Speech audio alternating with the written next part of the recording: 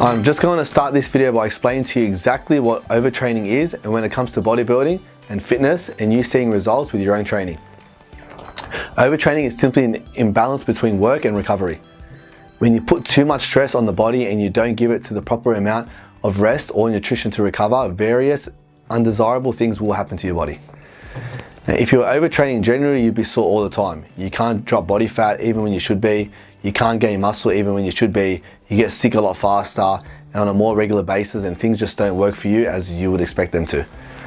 Now, I see overtraining as a deceptive trap because it goes against our natural instincts and what we really want to achieve. In most endeavors in life, you can expect to receive rewards in preparation to what you give in time and effort for whatever task you may be doing. Work more and work harder in your career and usually your business will grow, or you will end up getting promotions and raises moving forward in the industry you're in.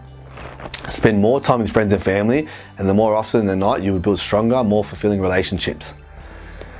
Practice longer and spend more time perfecting your golf swing, and you'll usually be able to hit the ball a lot further and have much better skills when it comes to putting. At a rough estimation, I honestly believe that in 99% of anything you ever do in life, the more time you spend doing it and the harder you work, the more benefit you are going to get from that particular task.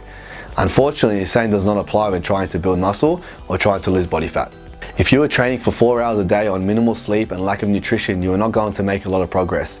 If you're doing 3 or 4 hours of cardio per day on minimal sleep and lack of nutrition, you are not going to lose fat. So when you are overtraining, your body does not function as it should, and things actually go backwards when they should be moving forwards. So let me tell you now, yes, overtraining does exist. It is very real and it is very common, but I honestly and comfortably say overtraining is probably my most hated word in the bodybuilding and fitness dictionary.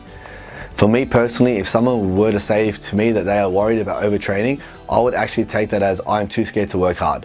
I don't want to put in the work, and I would see it as an excuse. I believe overtraining is used more as an excuse than an actual concern. People say, oh no, I can't do that. I can't do an hour's cardio plus an hour's workout because I'm going to be overtrained. If that is your mindset, then you're not going to get anywhere with both your results in the gym and basically with anything in life. If you're worried about putting in too much work before you have actually put in any work at all, then you are setting yourself up to fail. I said earlier that if you are training for 4 hours a day on minimal sleep and lack of nutrition, you are not going to make a lot of progress. If you're doing 3 or 4 hours of cardio per day on minimal sleep and lack of nutrition, you're not going to lose any body fat because you'll be overtraining. The key thing I want you to take away from that sentence is on minimal sleep or lack of nutrition. Now, you can definitely overtrain on minimal sleep and lack of nutrition. However, the good thing about this is for most of us, we can control how much sleep we are having, but even more so, all of us can control the nutrition we are consuming through food. I understand that some of you may not be able to control the amount of sleep you are getting, which is a bad thing. If you can't control the amount of sleep you are having, then you're obviously working long hours and hopefully either setting yourself up in a business or doing lots of overtime and making really good money. Or you might just have a bad baby and he or she is keeping you up at night. Who cares? It is not a bad thing, it is part of life. If you can't control your sleep, as annoying as it is generally for a good reason that is going to have a positive impact on your life and in the future. I'm the first to understand there is more to life than just diet and training. Again, even if you can't control the amount of sleep you are having per night, you can always control what goes in your body and how much goes into your body. Food is just as important as sleep, and by eating the right amounts of quality food on a day-to-day basis can stop you from overtraining very easily. You will never overtrain if you're getting enough sleep and enough nutrition to fuel your body for the workload you're putting yourself under. Yes, overtraining does exist. It is very real, but it is 100% in your control to stop it from happening. I will give you an example. If you were trained for 4 hours a day, let's say 2 hours weight training and 2 hours cardio, and you were only eating 1200 calories per day, and you're on a ketogenic diet trying to lose fat, the chance of you overtraining from that workload compared to the amount of food consumed after about 3 or 4 weeks is basically 100% going to happen. You're going to overtrain. All that food you are eating is going to be completely burned off. You are not consuming any carbohydrates for any energy. Your muscles are broken down and torn apart, and they are not going to get enough nutrition to allow them to recover. You might be fine for a day or two, but this is continuing for 3 or 4 weeks, and you're going to fall in a hole and you're going to do some serious damage to your body. Your immune system is going to be down, your central nervous system is going to be down, and you aren't going to recover, and you're literally going to be in pain all the time and will not see any progress at all.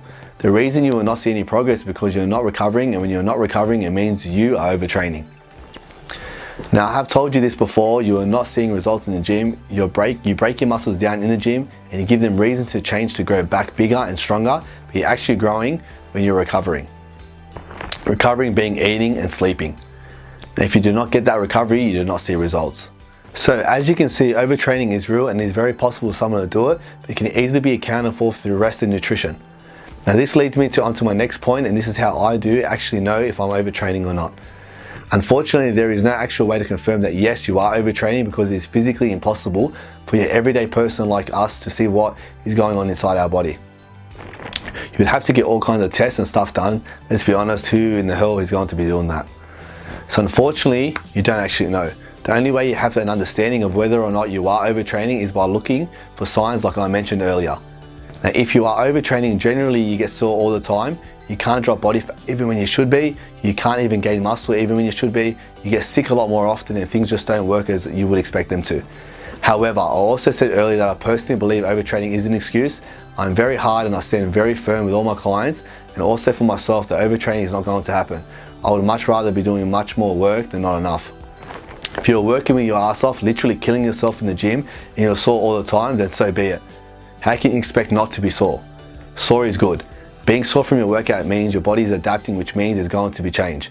If you are doing an hour's cardio a day and an hour's weight training a day, you are going to lose body fat, assuming your diet is correct. You will not overtrain. If you are training and literally destroying your muscles in the gym and eating the right amount of food to recover, you are going to build muscle. You will not overtrain. Now, if you are not seeing progress with your training and you are finding it very hard to get results, I can almost guarantee it is because you are overtraining. It is going to be something else. You should never be worried about doing too much work with anything you ever do in life, including your training. If you actually do get to the point of overtraining, then seriously, you have my full respect, because that means you are working your ass off. Do not be worried about overtraining. You should always do as much work as you possibly can. If you get to the point of overtraining, then so be it. You would have made some serious progress leading up to the point of overtraining, and like I reinforced to you earlier, the overtraining is very easily fixed through sleep and nutrition. I'm going to say it one more time. I never want you to be worried. I never want you to ever mention overtraining. You should always be working as hard as possible, and then you eat the right foods at the right times to maximize your results and make sure that you are recovering properly. Overtraining is my most hated word in the bodybuilding and fitness dictionary. Overtraining is an excuse for people who are not prepared to work hard enough, and I know that is none of you listening to my videos, because you have actually taken time out of your lives and spent hard-earned money to learn and progress your knowledge on training and nutrition. You are not going to overtrain. Do not ever let your work ethic in the gym or anything else in life suffer because you are scared of working too hard. Hard work is the key to success. Do not make excuses as why so you cannot be successful. Thanks for watching, guys.